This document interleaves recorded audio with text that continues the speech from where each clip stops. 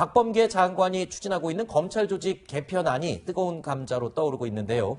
검찰의 수사권을 공수처와 경찰과 조정을 하고 검찰이 직접 수사하는 것이 바로 이 6대 범죄 수사인데요. 그런데 이 6대 범죄도요, 검찰총장이나 법무부 장관이 승인을 하지 않으면 아예 수사 개시 자체가 불가능하게 될 것이라고 합니다. 자, 박범계 장관은 평소 검사가 하는 수사를 총장이나 지휘부가 개입을 하면 안 된다, 이런 입장을 밝혀왔었는데 과거 야당 의원일 때 모습부터 보시겠습니다. 검사장님 모시고 이 사건을 계속 끌고 나가기는 불가능하다는 판단을 했습니다. 모 신문에 나왔듯이 황교안 법무부 장관하고도 관계가 있는 얘기죠?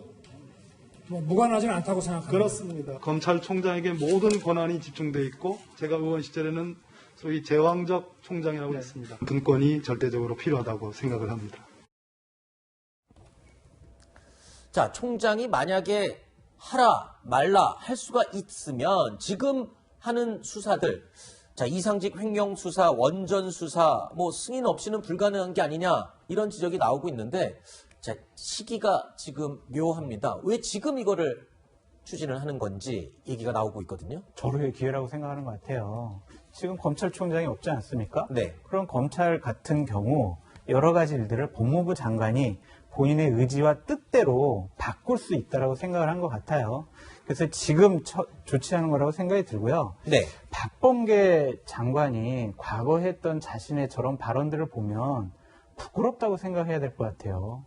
자신이 저렇게 얘기를 하고 지금은 검찰 수사권도 뺏고 장악하려고 하는 그런 모습을 취하는 것 자체가 네. 이건 내로남불을 떠나서 염치와 부끄러움을 모르는 사람들이다라고 비판을 하고 싶습니다. 네.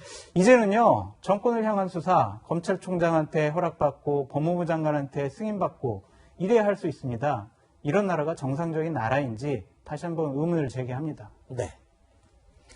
전 그 사안을 바라볼 때요, 한 일부분을 가지고 지나치게 과장하거나 이러면 안 된다고 생각하는데요.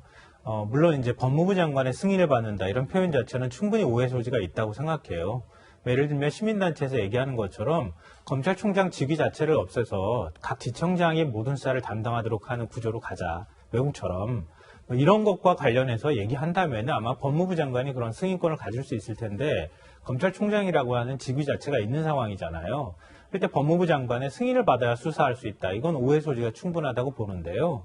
다만 이번에 검찰 조직 개편안의 내용을 보면 검경 수사권 조정이 이미 이루어졌잖아요. 그러니까 6대 범죄를 수사하는 데 있어서 검찰이 수사권을 갖고 있을 때 반부패부하고 강력부 두 부서를 통합해서 좀 더 효율적으로 수사하자. 그리고 경찰이 수사할 때 인권 침해 소지가 있으니 인권보호부를 만들자. 그리고 여러 개의 이제 수사권을 가지고 있는 조직들이 생겨난 거 아닙니까? 공수처도 마찬가지로.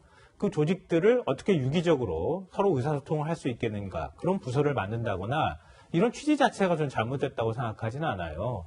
그러니까 그것에 대해서 평가를 할 것은 하고 그리고 오해 소지가 있는 부분들에 대해서는 오해 소지를 없애는 방법이면 좋겠는데 네. 예를 들어서 검찰총장한테 지금 승인을 얻도록 한다. 네. 그게 만약에 문제가 된다고 한다면 법무부 장관이 아니고 네. 검찰총장 이미 다 승인하고 있는 거 아닙니까? 다 보고하도록 돼 있잖아요. 검찰총장한테 인지사건은 다 보고가 된단 말이에요. 특히 우리가 얘기하는 것처럼 부패범죄와 관련돼 있는 인지사건은 검찰총장한테 다 승인받아서 지금 하고 있는 거예요. 근데 현재도 그렇게 하고 있는데 검찰총장 승인받게 했다고 하는 게 이게 반발의 사유가 될 수 있는가? 저는 그건 좀 아니라고 생각하거든요. 네, 그러니까 알겠습니다. 검찰이 무조건 우리가 갖고 있는 권한을 뺏긴다고 해서 반발하지 말고 네네. 현재에 있어서의 문제를 어떻게 조정할 것인지에 대해서 좀 관심을 가질 필요가 있다고 생각합니다. 알겠습니다.